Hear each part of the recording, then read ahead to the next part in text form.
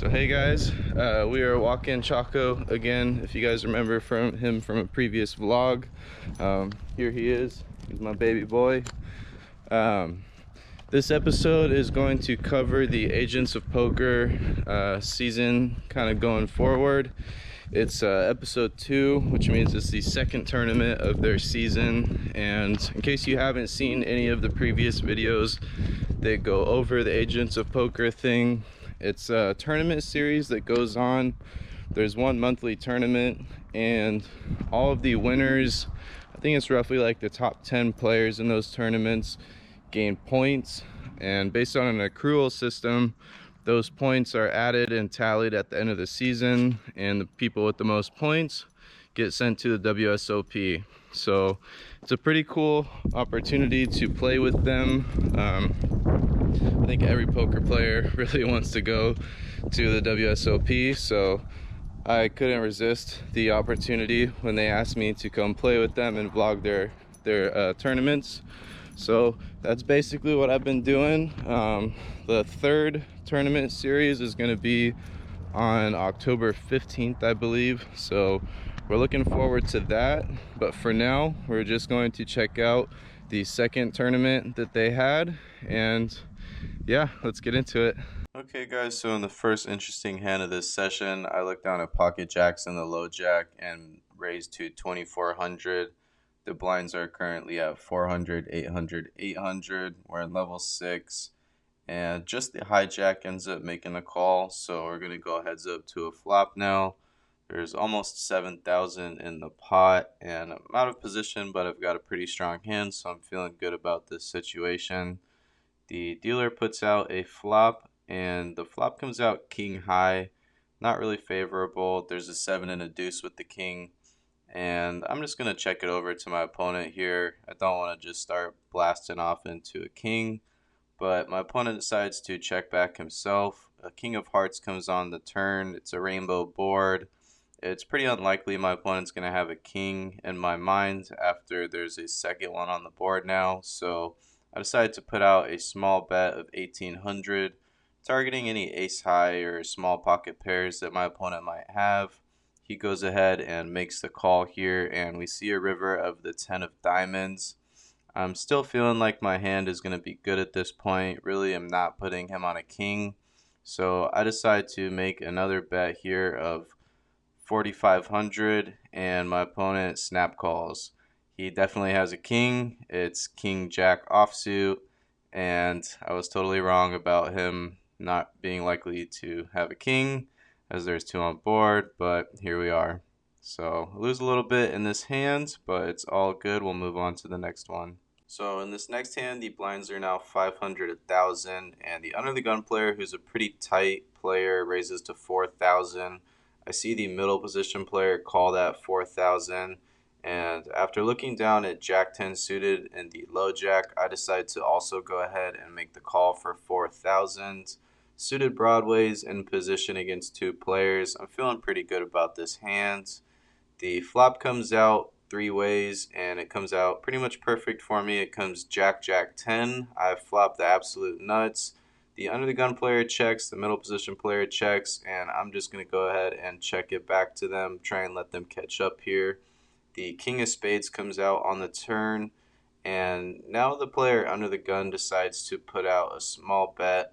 She leads out for $2,500, and I've played with this lady before. She's a pretty good player. She plays very snug, so I'm starting to feel like she might have a hand like ace king, ace queen, and really just don't want to scare her off just yet if she only has a single pair holding like a king.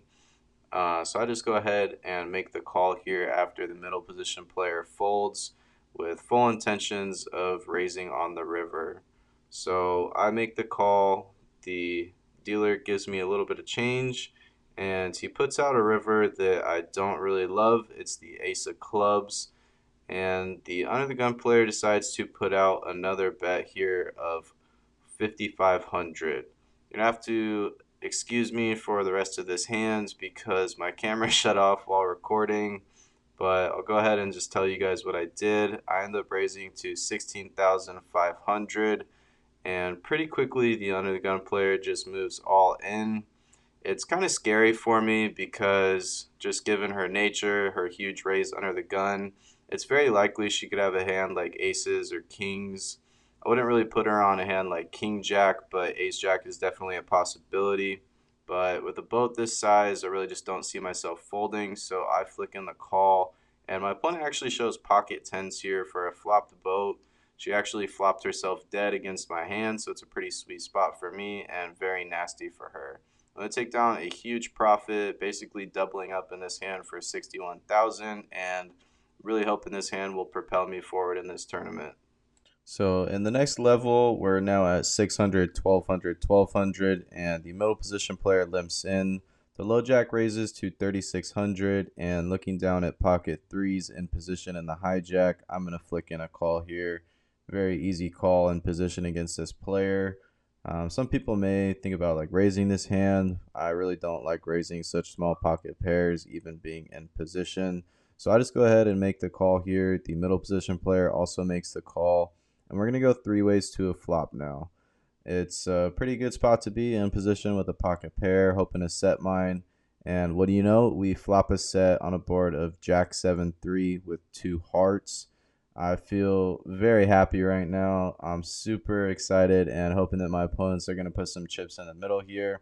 And the middle position player doesn't do that. He just checks.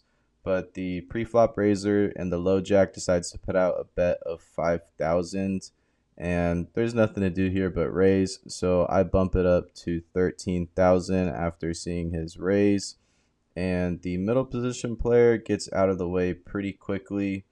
He doesn't really like this raise, doesn't like his hand, I guess. And the low jack player thinks about it for a little bit of time, but ends up just putting a call in. So we're now going to go heads up to a turn, hoping for something good, no hearts. And the seven of diamonds comes on the turn to pair the board. The low jack pretty much immediately checks it over to me. And I want to make it look like I have a strong jack for to pair at this point. I want to make it look like I don't want the flush to come, like I'm scared of it. So I put out a pretty large size bet here of 18,000. It's really not that huge in comparison to the size of the pot, but if he was on a flush draw, it gives him a good price to call. And given the blind sizes, it is actually a pretty good size bet, about like maybe 15 big blinds here. So I put in the bet of 18,000. My opponent does not seem like he loves it, but he does end up eventually making the call here. And we're going to go heads up again to a river after he puts in the call. So my opponent puts in the chips for a call, and the dealer puts out a river. Really not too worried about this river. It's the 8 of diamonds. I don't think it changes much on this board at all. If my opponent has a hand like 7-8, or 7-8, then so be it. But he leads out for 25,000 in a somewhat strange spot, and I get a little bit antsy and basically immediately just go all in. I think I definitely could have Hollywooded this a little bit better, make it look like I'm confused, like I'm kind of worried about the strength of my hand before moving all in. And I think my opponent reads into this as he just folds. I show the pocket threes for a boat, and he doesn't seem happy about it, but he knows that he made the right laydown here. I think he just had a hand like ace jack, maybe pocket queens or pocket kings, but really I think if he's folding here, it's going to be a hand like ace jack most of the time. So I take down a profit of 66,000 in this hand. I think that if I hadn't gotten so antsy and went all in so fast, I definitely could have got him to call for his remaining 50 to 60,000. But either way, I'm happy to take down the profit that I did here and move on to the next hand with a very large stack coming into it. So the last hand was at the very end of level 8. I go through level 9 and 10 without really making any big hands. Kind of just a lot of little pots here and there, but we end up in level 11 where the blinds are 1K, 2K, 2K.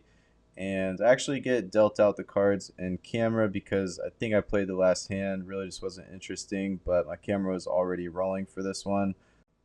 So I look down at pocket fives in the hijack position. The action folds over to the player in the low jack. He just got to the table.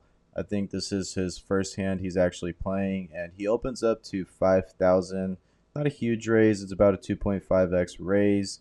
And I'm going to be pretty happy to just make the call in position here with the pocket pair. Once again, trying to set mine, trying to make a big hand here.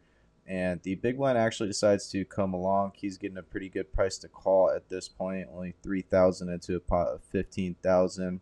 So once again, we're going to go 3 ways to a flop, which comes out 3, 4, 6 rainbow. The big blind checks it over to the low jack, who checks it over to me. And I flopped open-ended with pocket fives. I have a pair not on the board. It's not top pair, but it is a pretty good pair at this point with the open-ended straight draw. So I put out a small bet, 30% of the pot for 6,000. And the player in the big blind decides he has a hand that he wants to call here. So he puts in some calling chips. And the player in the low jack actually has a different plan in mind for how this hand is going to go. He decides to cut out a raise at this point and makes it 22,000 to go. And it puts me in a pretty nasty spot at this point. I don't really love it because it's very likely he's going to have an overpair at this point. He could have a hand like ace king that he's getting a little bit wild with and just wants to rep aces or kings, but it's really just pretty likely that he's going to have a large overpair to the board at this point. I'm open-ended and have the potential to hit a set still, and really it's only going to be 18,000 into a pot of 52,000. I'm getting over 3 to 1, and doing the math on this hand, I'm actually going to be about like 40-60%, or I think about like 35-65% to all of the overpairs. So I think it's a pretty good spot to just call off. The big blind verbally folds but holds on to his cards. I think he really wants to see the turn at this point, but it's now just heads up between me and the low jack player. We go to a turn which comes out the 9 of clubs, and the low jack player wastes no time before moving all in for his remaining 33,000. He just started with 60,000 in this hand. Like I said at the beginning of the hand, it was basically his first hand playing. And I'm really now in a tough spot because if he is bluffing with a hand like ace king, I'm way ahead with the pair and the open-ended straight draw. But if he does have a hand like pocket jacks through aces, I'm pretty much in trouble. So I actually take a very long time in this position, really just deciding whether or not I want to call. I'm basically getting laid a perfect 3 to 1, a little bit over 3 to 1 actually, with 33,000 being the bet into a pot of now 101,000, 33,000 that I need to call. So I really just take my time, I think about it, and eventually just end up putting in some calling chips. It's really not my favorite place, but it's really hard to fold this hand. I only have to be right 1 out of 4 times for this call to be profitable. It's very likely he could just be making a move with a hand like ace king, trying to take the pot down. I don't think he thinks I would fold for this amount, but with how long I took to call on the flop, he might think it's possible. And really it's just kind of a sick spot for me, but eventually I do just end up putting in some calling chips and we go to a river. My opponent ends up showing over pocket aces at this point, and it's really just about as bad as I could have expected it to be. The jack of hearts comes on the river. I end up breaking the open-ended straight draw and my set draw, and my opponent's going to get a full-on double up off of me for his first hand. I get a little bit upset with myself for making the call here. I had a feeling that it was really just aces or ace king, but I just decided to go with the call here because I was getting such a good price. And doing the math after the fact on this hand, I was actually holding about 23% equity to my opponent's 77%. So really not a terrible call. I really was like just within the bounds to make the call here, getting 3 to 1. And I feel a little bit crappy that I didn't win the pot, but at the end of the day, I think making this call is going to be profitable in the long run, especially when there's always the opportunity for my opponent to have bluffs in his range. If he does have a hand like ace king, that really just improves my equity on a board like this with the hand that I had. So all in all, it's not a great spot for this specific instance, but going forward, I do think that it's a pretty good spot to be in. So I'm pretty steamed initially after the last hand. It never feels good to give away such a huge pot. It's about 30 big blinds. In reality, not huge, but just given the size of my stack, it was a pretty large chunk out of it. So given my current mental state, the blinds still being at 1K, 2K, 2K, I'm ready to jump into another pot. After looking down at King 8 of Diamonds, I decided to do exactly that. And one of the worst ways actually possible, by limping in from the low jack position. The cutoff sniffs out my weakness right away and makes a raise to 7,000. This is Clark. He's a pretty fun guy. I played with him in the last tournament. Had a couple fun hands with him where he just seemed to raise a lot of my hands. So I don't mind just getting involved in a pot with him. I'm eager to play a hand, so I make the call for 7,000. And we go to a flop of 8 Jack 4 with 2 diamonds. So I flop middle pair and a flush draw, and I check it over to him with full intentions of check raising a C bet. So when Clark puts out a bet of 5,000, I waste just about no time at all before grabbing some raising chips and making a raise to 16,000. With middle pair, an overcard to the board, and the flush draw, there's really only going to be a few combinations of hands that I'm severely behind against, being pocket fours and pocket jacks.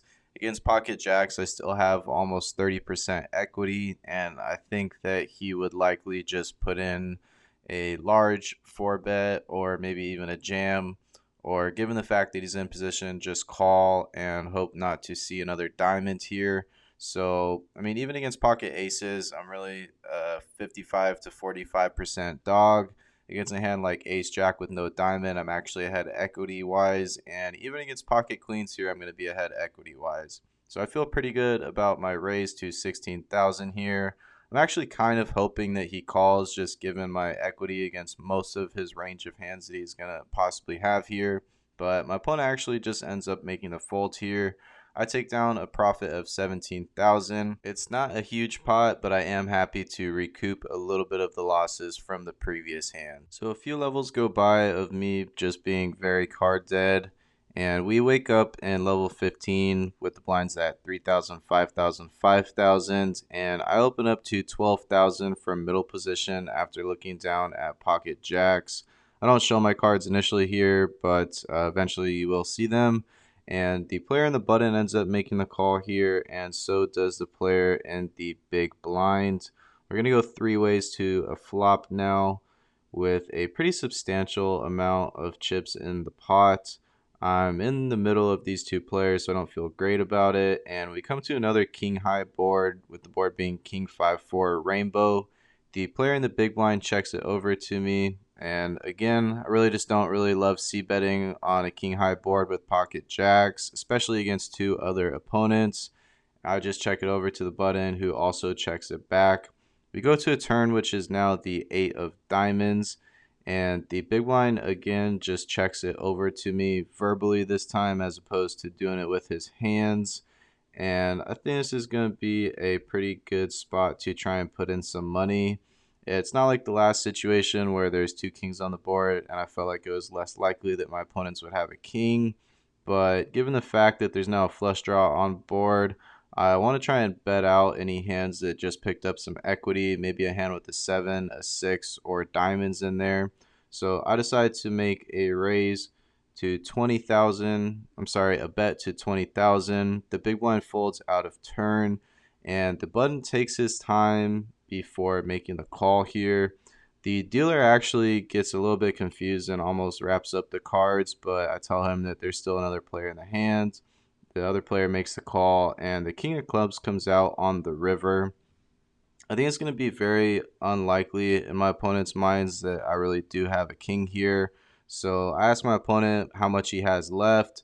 He starts counting out his chips, and before he could even really start, I see he has roughly about 40,000 left. So I just go ahead and put him all in at this point. There's about 80,000 in the pot, and he doesn't really seem super thrilled about the way that I played right now. He was kind of confused about the fact that I asked him how much he had and then almost immediately went all in. My intention here was to kind of make it look like a fake sign of strength, kind of do a little bit of Hollywooding, like I really just wanted to make him think that he was at risk here and behind. So I put in the all-in bet. I really don't believe he has a king.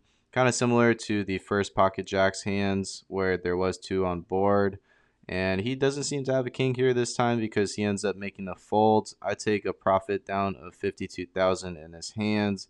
And it's pretty nice to get back on track of winning again after being card dead for so many levels back to back to back. So we're still in level 15 of the tournament with the blinds at 3K, 5K, 5K. But things are starting to get pretty crazy because it's the last level before late registration. There's only a few minutes left, and players are just going all in with starting stacks, trying to double up. The player in the button decides to go all in for 70,000 with Queen Jack offsuit. I make the call from the small blind with pocket kings, and we go to a run out. The board flops, and it comes queen high with a 4 and a 3. There's two spades. The jack of hearts comes on the turn, and the 5 of spades comes on the river. So my opponent actually makes a pretty nasty two pair at this point. I'm going to double him up right before the late registration break. It feels pretty crappy to get all in so far ahead with a hand like pocket kings and then lose to a hand like queen jack offsuit. But as I say in just about every single vlog, that's just poker, baby. We'll move on to the next hand. So a little bit of time goes by. The level is now 16 and blinds are at 3K, 6K, 6K. There's no more late registration, and the player to my direct right in the cutoff goes all in again. He opens all in, and I make the call on the button with pocket tens for 55,000. Pretty standard spot here, really. I can't really fold pocket tens in this spot. It's very likely my opponent's not going to have a strong hand, so I make the call and we go to a run out. The flop comes out ace high, but if you actually look closely at the middle card, it does appear that I have flop middle set. There's a 5 and a 6 on the turn and another ace on the river. My opponent is going to lose this one, and I'm going to get a little bit of rightful revenge in this hand. I make back everything that I lost in the pocket king's hand, plus 500, and feel pretty happy that I was able to knock this player out after he got such a very lucky double up against me earlier. So a little while goes by of being card dead once again. We're now on level 17 with the blinds at 4,000, 8,000, 8,000. And I only have about 11 big blinds in my stack with a stack of 87,000. So I think it's time to start making some moves here. I look down at King 10 offsuit under the gun and raise to 25,000. The player in the big blind is the only player who decides to make the call here. So we're going to go heads up to a flop, which comes King Jack 7 rainbow. And the big blind player checks it over to me at this point, and he was pretty aggressive on boards that he did hit top pair or any kind of a pair in general. So to try and let him catch up and maybe make some kind of a pair to get a call out of him, I decided to check it back as well. The 8 of clubs comes out on the turn, and again the big blind checks it over to me. Looking back on the hand, I think it's likely that he had a hand like ace high of some sorts, and he probably would have called a bet here, but I just end up checking it back to him. The 3 of diamonds comes on the river. The big blind checks it over to me once again, and I just decide to go all in here. I don't have much left in my stack, but it really just doesn't matter because the big blind says that he didn't have anything that he could actually make a call with here. I only included this hand in the vlog because I really just felt like I completely misplayed it. It's very likely that my opponent just had some kind of a hand like ace high or maybe even a pocket pair that he might have called a small bet to set mine. I really just feel like I missed out on value in this hand, but that's just how poker goes sometimes. You don't always play hands perfectly. So we'll just move on to the next hands. Moving on to the next hand, we're now in level 18. The blinds are at 5K, 10K, 10K, and as the cards are being dealt out to me, I look down at pocket 8s. I've got about 115,000-ish in my stack, and really after the action folds over to me, I'd like to pick up 25,000 in blinds, or maybe get an all-in and win, so I decide to move all in for my stack of 115,000. Pot's now at 140,000. and the player on the button pretty much snap calls, which does not seem like a good sign for me. I turn over my cards after the small and big blind fold, and my opponent shows pocket nines. So I'm just pipped here. I'm all in for my life and really just hoping to hit an 8. The board comes out ace 7 jack with 2 spades. I have a spade, but my opponent has a 9 of spades. The 10 of diamonds is on the turn, giving me a gut shot, but the king of diamonds comes on the river, and I'm going to get knocked out of this tournament. So there's Chaco again, in case you missed him on the front run of the video. You know, I mean, like I said, I really didn't end up playing too long. Really was only there, I think, like 10 levels about. And I don't feel too bad about this. You know, I definitely played well during those levels and built up a stack pretty fast, but you know, I built up that stack getting pretty lucky in a few spots, and in a few other spots I got pretty unlucky. So that's really just how poker goes. It's part of the game. Some days you'll be very lucky, and other days that luck will run out. Tournaments are a lot of variance because of that reason. You know, you kind of only have one shot to make it all the way to the final table, whereas cash game you can keep rebuying and try to make your money back if you do lose. So I mean, altogether though, I think I played pretty well for the most part during this tournament. There's only really 2 hands that I think I would have liked to do something different on, and that would be like the king 10 offsuit hand. I really should have just gotten more value from my opponent. He was calling a lot of bets with a lot of ace high hands, and I think that I missed out on this value specifically and just tried to get the jam on the river, and it really just didn't work out. He said he really had nothing he could call me with, but he looked like he wanted to call, which made me think he had a ace high kind of a hand that would have called bets on the flop and the turn.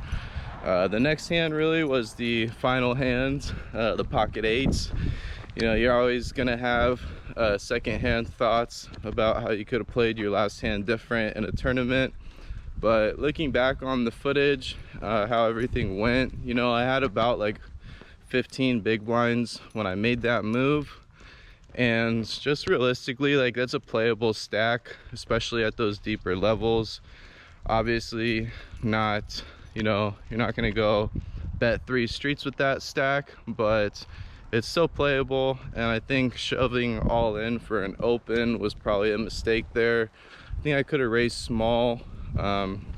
It's likely my opponent with pocket 9s would have 3-bet me, and you know, it could have ended up all in anyways, but there's also the possibility that we just see a flop and I fold to a large bet. So I mean, it could have gone either way, but you know, I was really just hoping to get a double up at that point with pocket 8s, and it didn't quite work out. So that's really going to conclude the conversation for this episode, this series, you know, the second tournament of the series.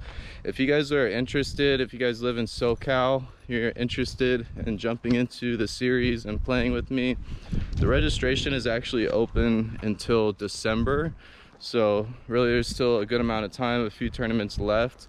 If you guys want to jump in on the tournament, just check out in the description. I'm gonna put my kind of like Instagram for vlogging. I really don't do too much posting on there, so I haven't shared it out yet. But if you guys want, you can message me on there. Also, go ahead and drop an email that you guys can send me emails on. And if you guys want to be part of the Agents of Poker, let me know, and I'll get you guys the information to get started. So it's good talking to you guys. Stay tuned for the next episode.